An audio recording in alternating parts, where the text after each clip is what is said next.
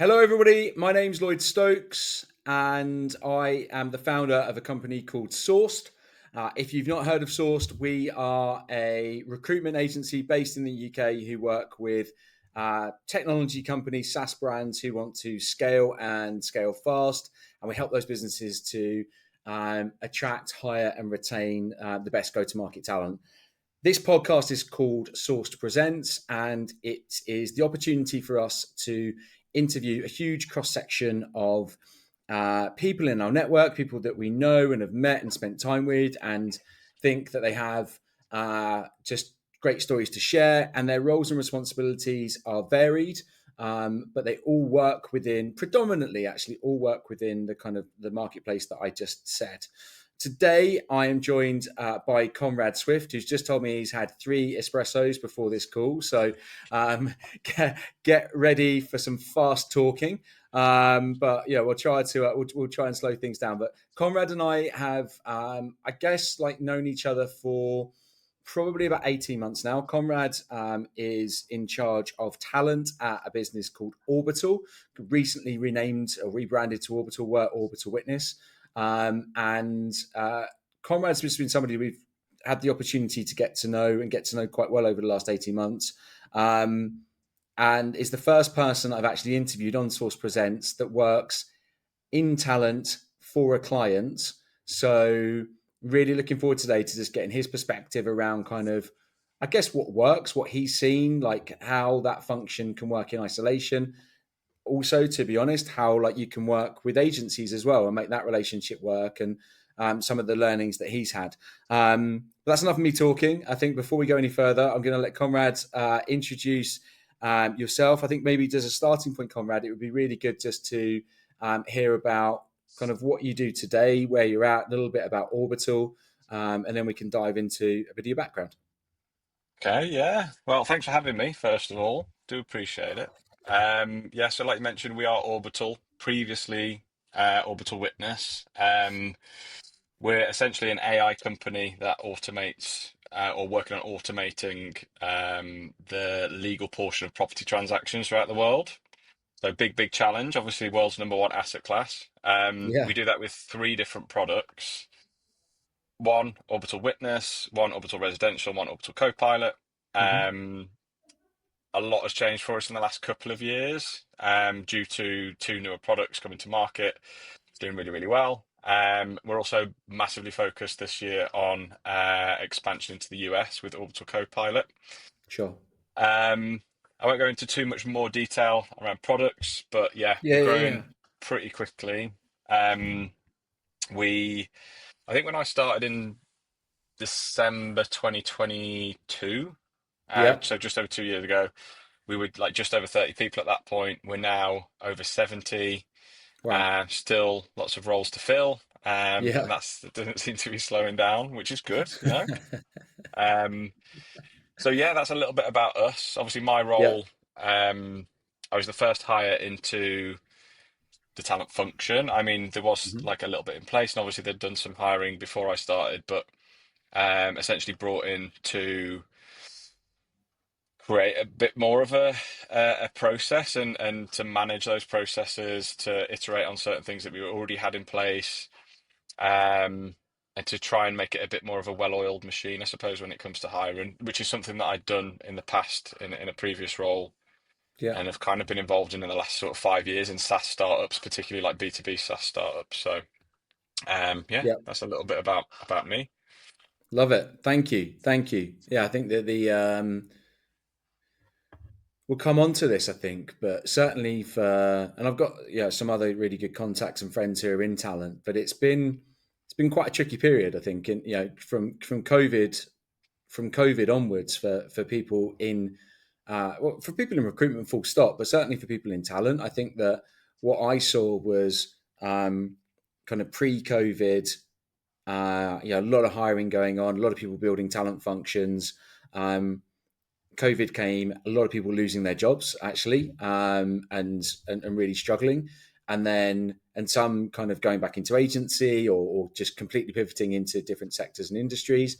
And then, as we know, kind of immediately post COVID, there was a year or so of absolute madness. I think to an extent, there were just huge amounts of hiring, and I saw lots of agencies losing their people who were moving into talent roles, and I think just especially in SaaS and tech, such was the demand for growth that you saw a lot of people moving from agencies and getting paid a lot of money actually to go to make that move, because there was this huge kind of drive for demand.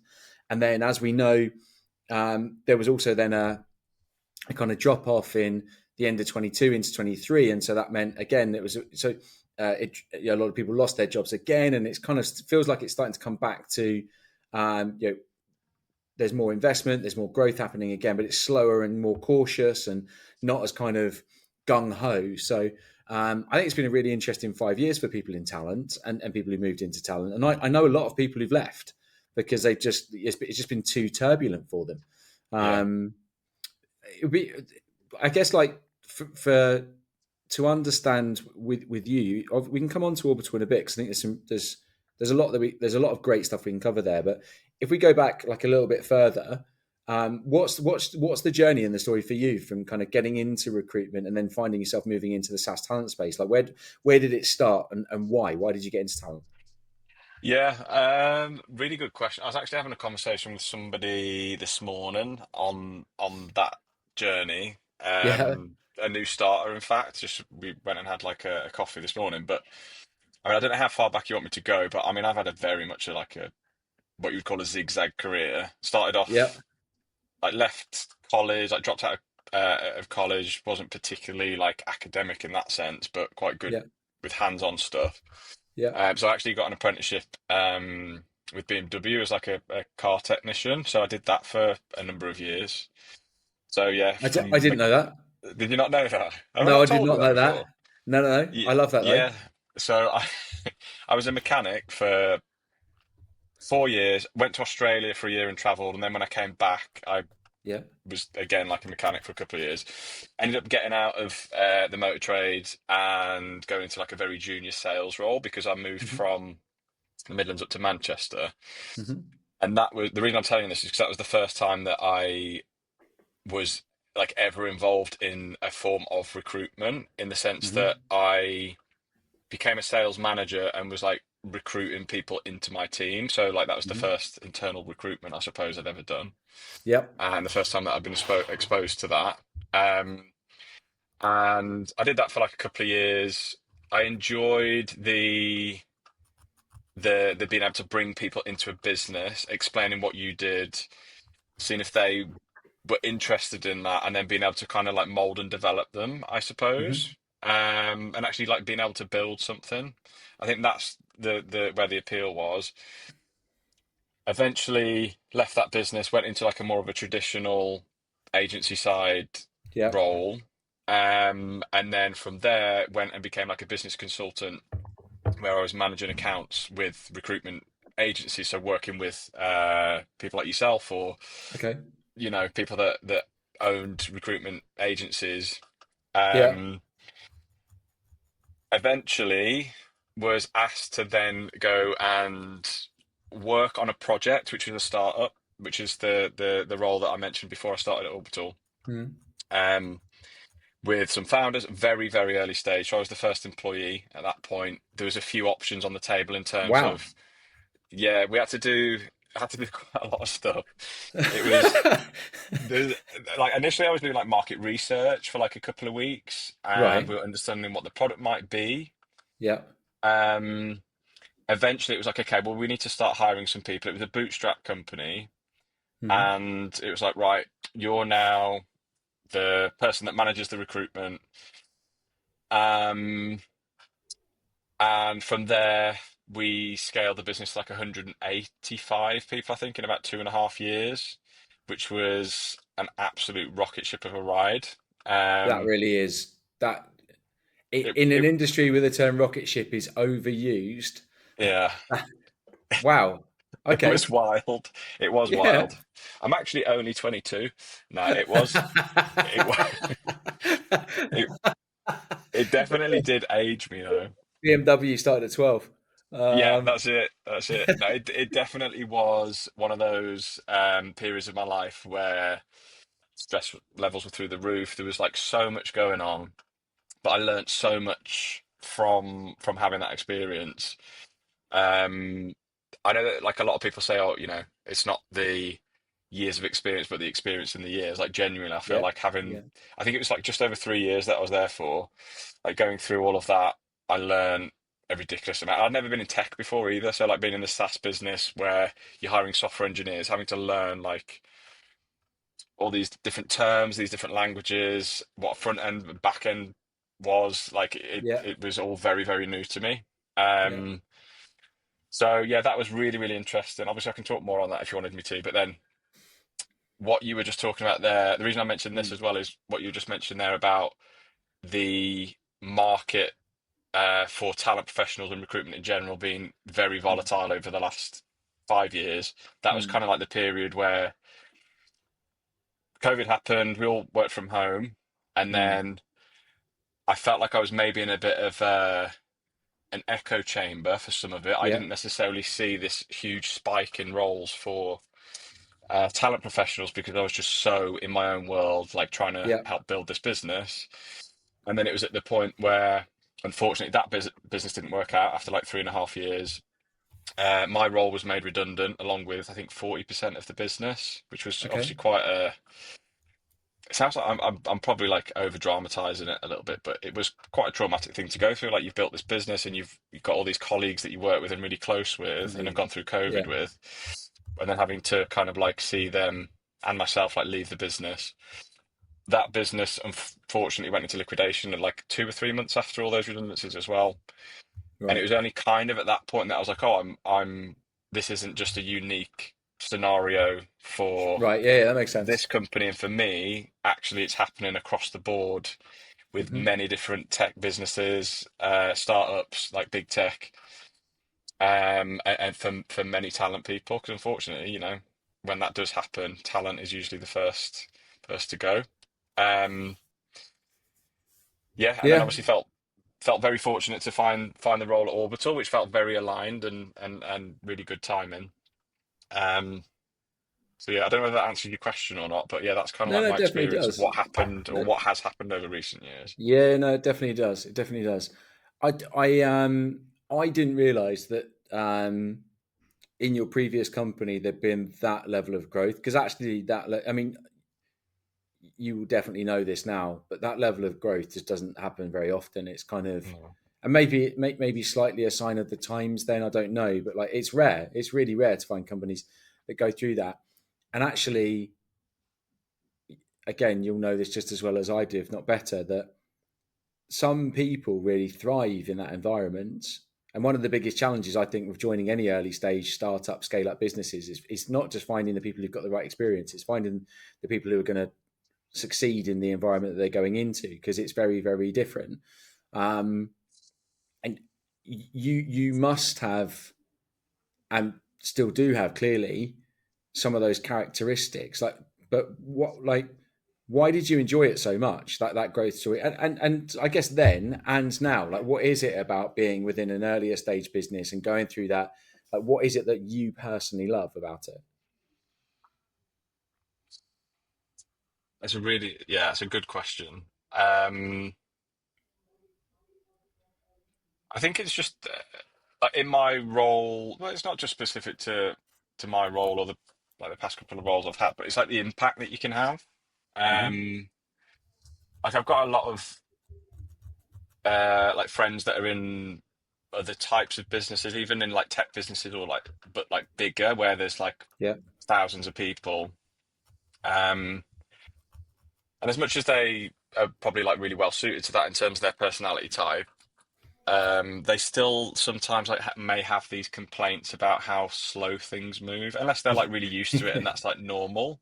Yeah. Whereas, um, not only how slow things move, yeah, so probably two things. How slow things move is always a little bit of a complaint from people in bigger businesses, Yeah. but then also like you don't really get to see. It doesn't matter how hard you work, you don't really necessarily get to see the impact that the work that you're doing is having on like users or on business metrics, whether that's like revenue or customer acquisition, like you don't really get to see the impact that that has. Yeah. Whereas when you are like the earlier stage you are in a business, yes, it's probably like a little bit more difficult and can be stressful, and you've got a lot to manage and loads of plates to spin. Like prime example that I gave earlier of like when I first started, there was just over 30 people. There's now over 70 people in this business. Like Hmm.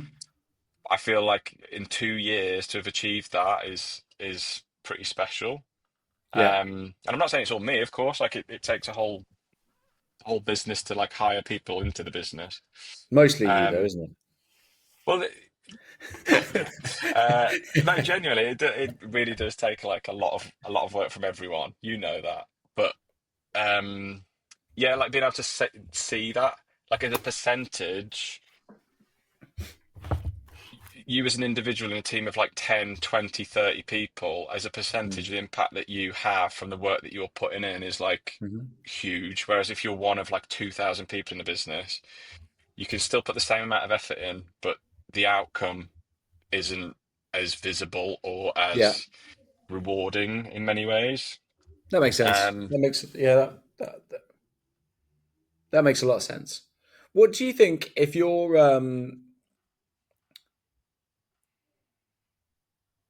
in an early stage business, if you're looking to build a talent function, and I think that certainly my experience of working with you at Orbital is that there's a there's a good level of kind of support and teamwork that goes into it. Like you said, you just said it's not just me. I know you being humble, but there is that it takes a team of people, and not just a team of talent people. It takes the wider business to come into that.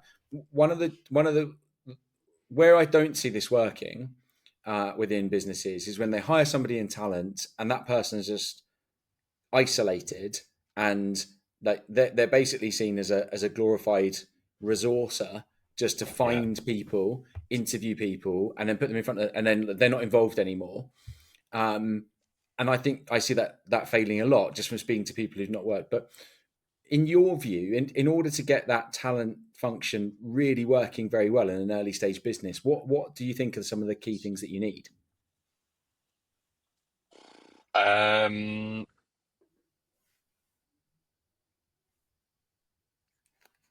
so I'm not honest, quite to be completely honest, I'm not 100% sure how to answer that. Only because my experience of being like that talent professional where like that's your function that you look after Hmm. has been so different from like Orbital to where I was before. Hmm. And it's always like it was basically pretty much just me in both for like long periods of time. So Hmm. previous company, we had no applicant tracking system. There was like Okay. the first batch of hiring was all focused on product engineering, and we managed to fill somehow 37 roles in like this 12-week time frame, which was wild. Yeah. Um, I actually built, or we built like an ATS in Notion, so like just very basic, kind of like having this Oh wow. Kanban Okay. style board that we could Yeah. use to kind of like track progress. But there was no like integration, there was no ability to apply. We obviously had like a pseudonym employer brand and a careers website that people could apply to directly, but it Yeah. um so quite honestly, my answer to if you would have asked me that question like 2 years ago before I started at Orbital, Yeah. I would have probably said, well, you just need to figure it out as you go, very much like I Yeah. did. Like you just have to, Yeah. you're given a challenge, you kind of told by founders or whoever it might be, this is the outcome that we want from you. Yeah. Go away and figure it out and just Yeah. kind of get on with it, which honestly I feel like that's part of where my strength is and why I actually like startups is because I'll just make it happen. Yeah. Um, but there's been a lot of learnings from that. Like we made a lot of mistakes and did a lot of things wrong, and I've then brought that experience into Orbital, of course. Hmm.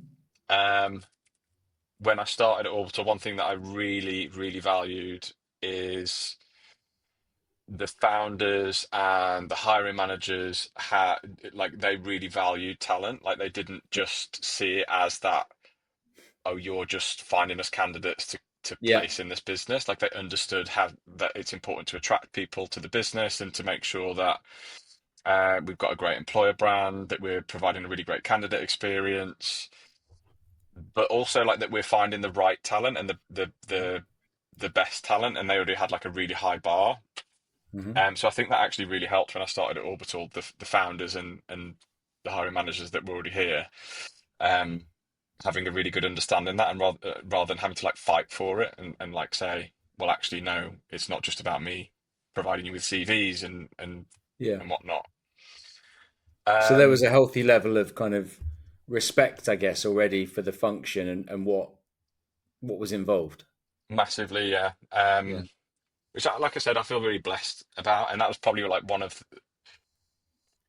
a big part of the reason why I decided to work at Orbital is because I felt like they already understood that and already wanted that. Like the process that I went through, it was very evident that the CTO, CRO, both co-founders, chief of staff were like asking me questions to understand that my understanding of talent and how we should approach talent at Orbital was aligned with their thinking as well.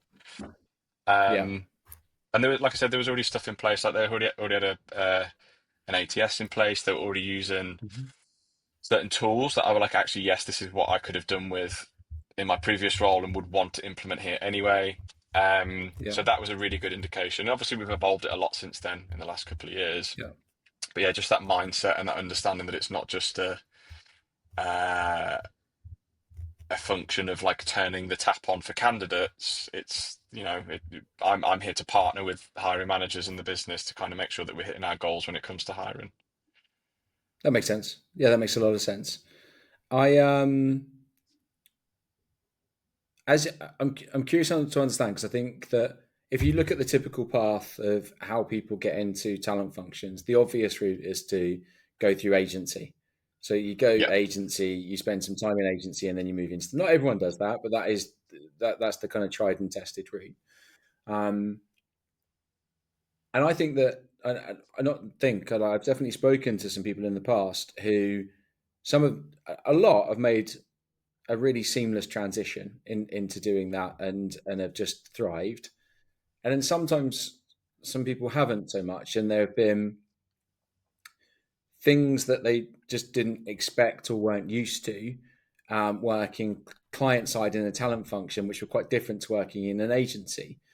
Um, and I guess like I think it would be really helpful for people to understand from your perspective maybe when you're looking to hire other people to come into the business in talent roles who aren't coming from they've not already worked in talent, like what are some of the things that you look for in terms of the characteristics that you think, and not just being a good recruiter, but like what's the stuff that you're really like, I know that if these people have these things, they're probably going to have a good chance of not just kind of being good at talent, but also being good at talent in a business like ours. Just so I know, like the question that you're asking, and just to reflect it back to you. So you're Yeah. asking if someone comes from an agency background and wants to make that transition into an internal position, Yeah. what would I look for from like hiring that individual into the business to do that? Yeah, I think like if I slightly reframe the question, so like if you're looking to make that move from agency into talent, what are the characteristics that you think that somebody needs in order to make a successful transition? Aside from just being good at recruitment, like what's different between kind of like being an agency side and then being client side and doing talent? Depends on, I think, the level of the role, but let's use the example of someone that has been like a recruiter in agency Hmm. for 2 or 3 years, done a really good job, and then want to make the transition. Yeah, So they're like a talent partner. yeah, Um, I think understanding that like recruitment isn't or talent. when you're hiring people into the business, it's not like a transactional thing. Like I know, Yeah. um, or have spoken to people in the past that have worked in an agency, and they're very focused on like specific metrics, and Yeah. like even if they've got a full 360 role and they're doing a lot like their business development, their account managing, and they're also like doing the candidate side, um, it's all about like number of hours that they're spent on the phone, Yeah. number of dials that they've done in a day, Yeah. like how much they're billing, which is fine. Like, and I get that. I feel like that's a little bit more of a traditional sort of like sales environment. Agreed. Like Yeah. it's very, very different when um it comes to like because you're not even working client side. You're there to partner with the hiring managers in the business, the Yeah. founders, whoever it might be. And you have to like it's a mindset shift from that transactional recruitment to um okay like to business goals, Yeah. um and how what that looks like to me anyway. I know I'm not answering your question directly, I'm just trying to give you like an understanding of how I think, I No, suppose. no, it's good. Yeah, no, no, yeah, it's good. Like if I'm sourcing for a candidate, or if I'm speaking to Yeah. someone that's applied directly, or someone that's come through an agency, whatever it is, Hmm. um the first thing that I'm thinking about is, are we right for this person? Like, is the role that Yeah. we're talking to them about right for them? Like, what do they, Yeah. and trying to understand, like, what do they want out of their next career move if they're already in a role? Um, like, is what we're offering as a business aligned to them? Like, you have to kind of Yeah. switch that, not only just because I think it's, um, like the human thing to do, like it's the moral thing to do to kind of make Mm. sure that everything is aligned, but also because Mm. you're doing right by the business, like from a retention point of view. If you were to Completely. say, if I was to speak to a candidate today for a role and I was like, oh my God, they're like really impressive and they're great, like they tick all of our boxes of what our requirements are, but actually like we can't offer them the role that they want. I'm not going to try and like spin it in a certain way just to kind of like get them on board, because 6 months time or 3 months down the line Yeah. after they've started, it's going to end up that, well, I'm back in square one because we've got to find that person again because we've not told them what it is and they've left. Um, so you kind of have to have this mindset shift. And I'm not saying that all recruiters or agencies are No, transactional. yeah, I I get think it. Yeah, I yeah, think yeah. I think there's been a big shift over the last, however many years, Hmm. to appreciating that and the importance of that. Um, but yeah, I think there's just a bit of a mindset shift from it being transactional and like making placements and Yeah. getting, billing X amount per month or per quarter, to, Yeah. well, actually, it doesn't matter, like, because I need to make sure that this is right for the business and right for that individual. It makes so much Um, sense. It makes so much sense. Um, yeah, I think that depending on the environment you work on in agency side, yeah, that you are either more metric or less metric focused, and yeah, I think that's it's a really valid point. Yeah, making that transition to not being motivated. Yeah, and there are certain industries you can recruit into where you can, broadly speaking, there's an equation that's, if I interview this many candidates and I send this many CVs and I get this many first interviews, I'll make this many placements. Um, and so I think probably people who come from that environment would find it the hardest actually to make the transition into a talent function.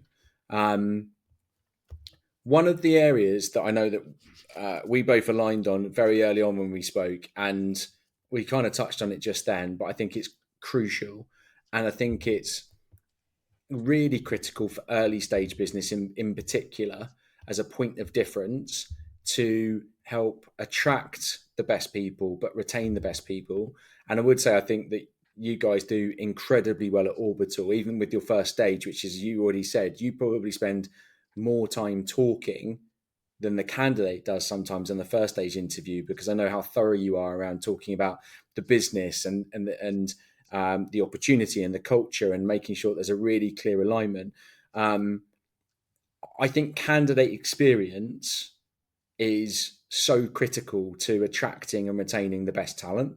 And I know that you agree with that, but I don't think a lot of people understand what the specifics are of making sure that you nail candidate experience within businesses. And I think you guys do it incredibly well.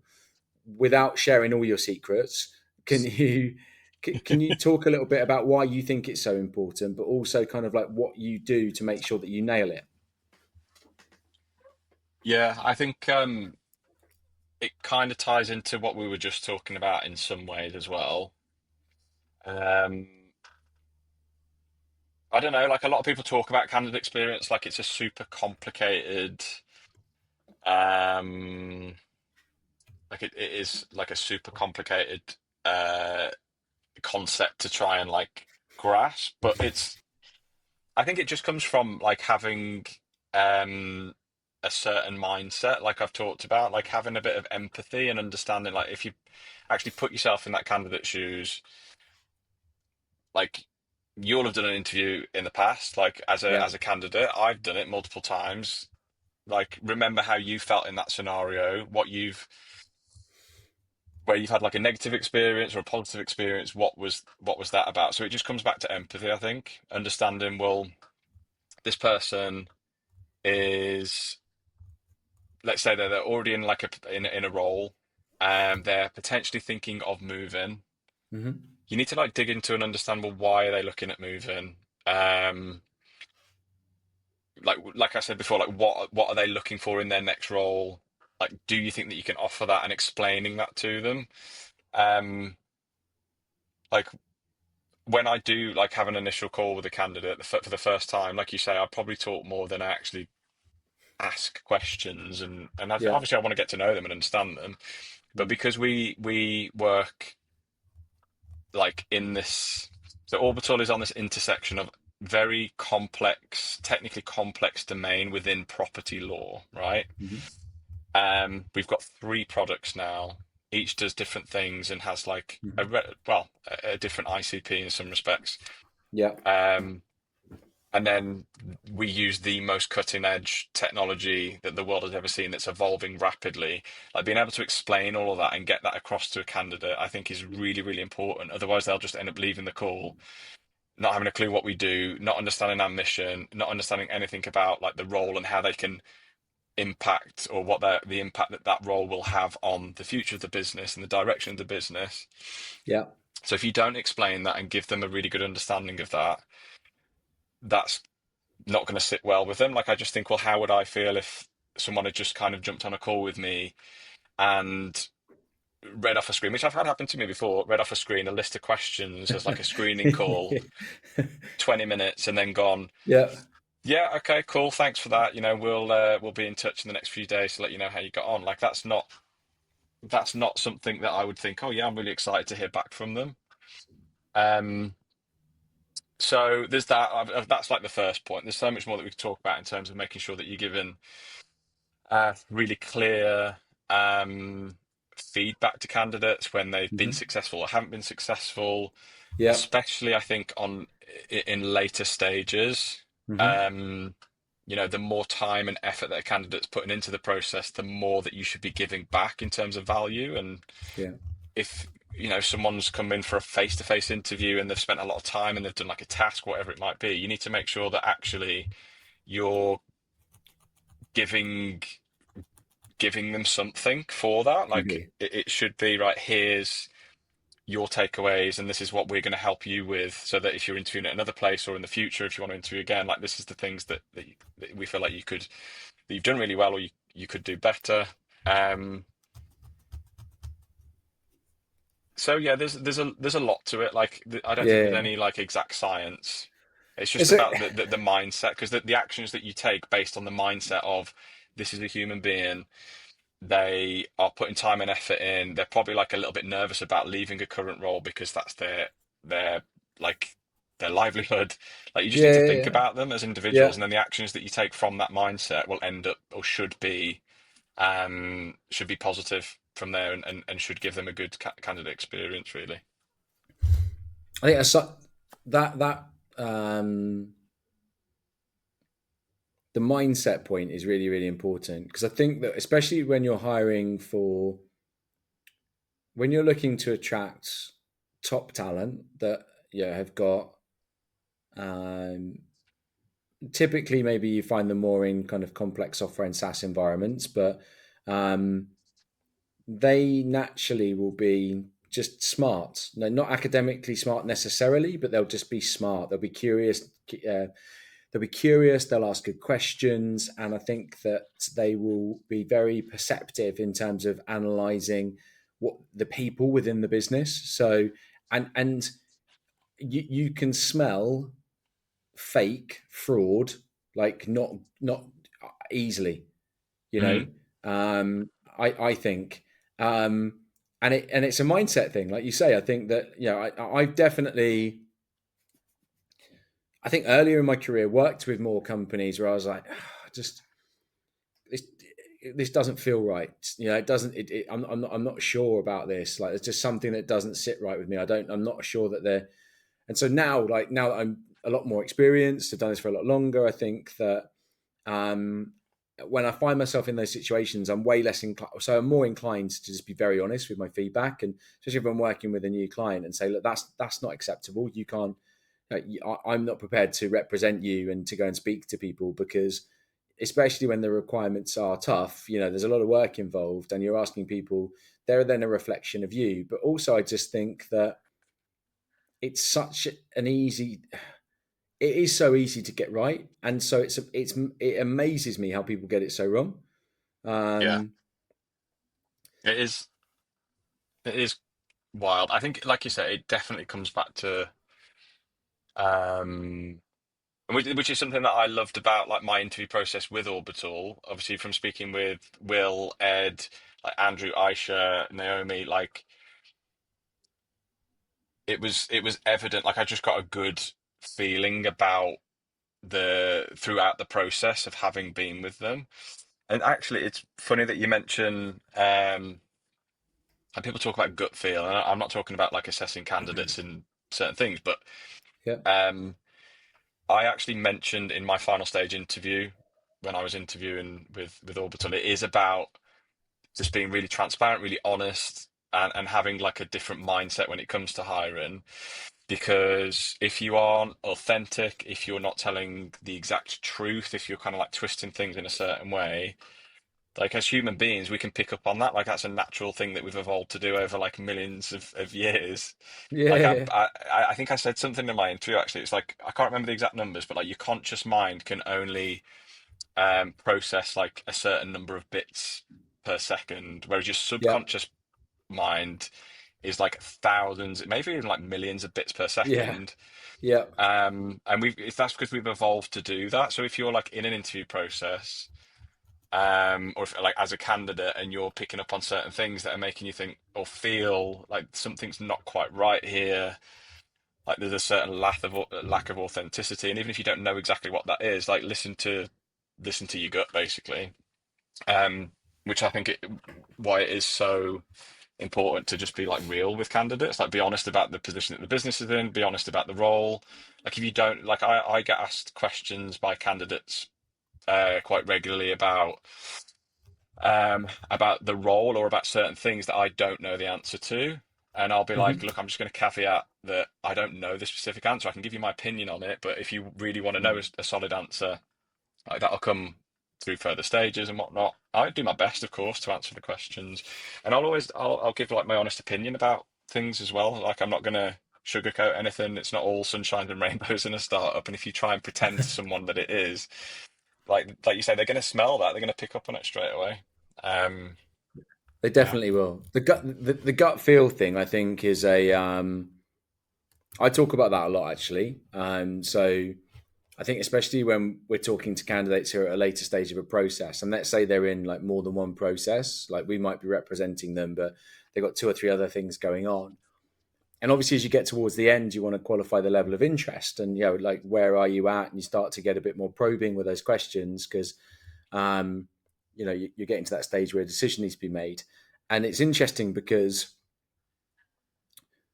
if I just use an example of a candidate who may have like they're interviewing with you and they're interviewing with, they say, oh, I've got 3 other opportunities I'm interviewing with, and we're all at similar stages. And I'll always say to them, okay, like, cool, like, yeah. And is there anyone in particular that's kind of really kind of standing out at this stage?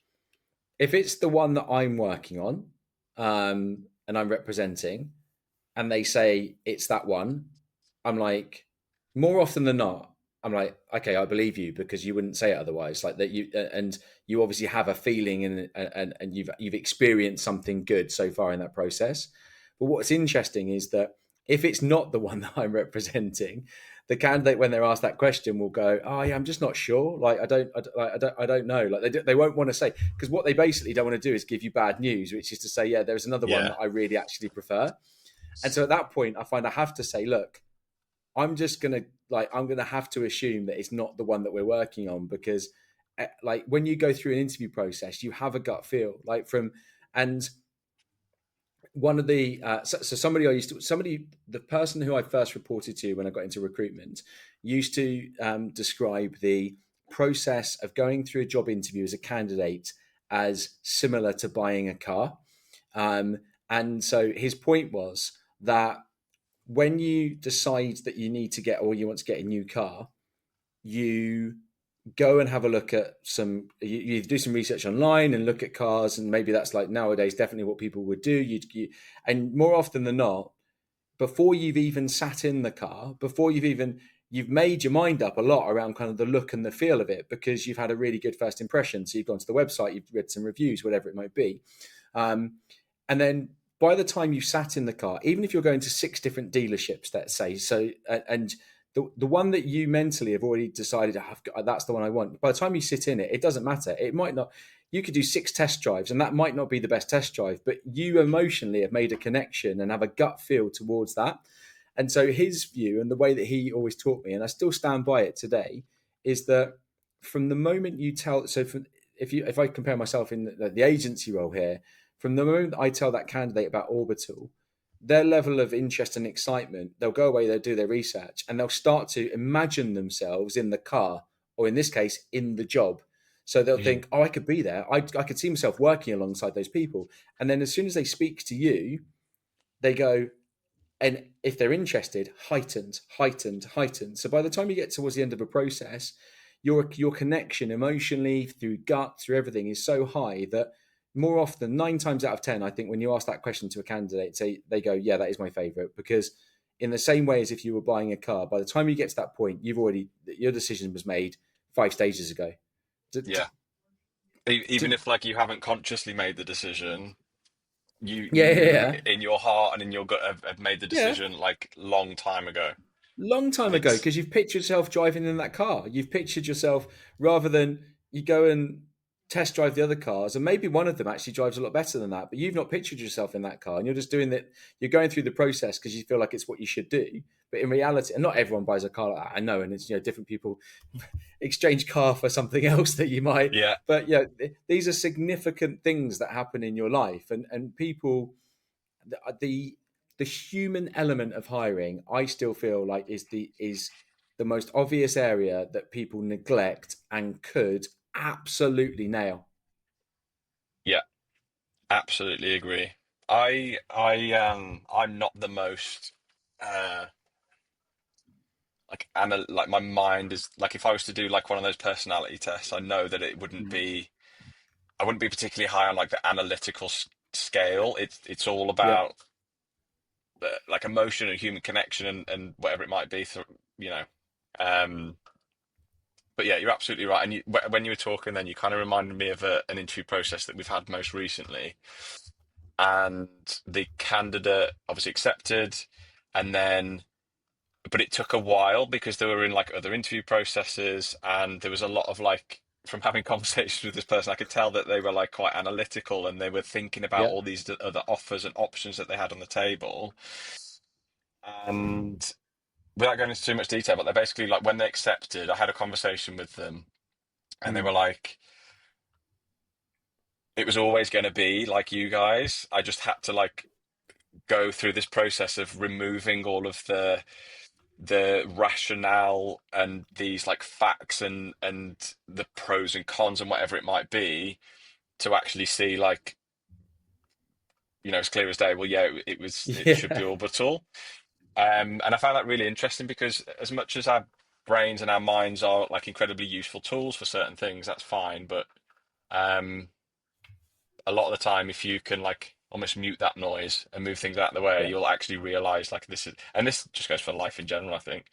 Um, you will end up realizing, okay, that was what I was always going to do, and that was the right decision from the beginning.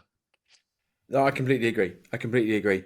Um, I think that is a great spot to end the conversation. I think that I said it at the beginning. Like I just really enjoyed getting to kind of know you and work with you as a business and also personally as well, because I think that our views on humans and doing the right thing and actually it is we're like very aligned in that respect.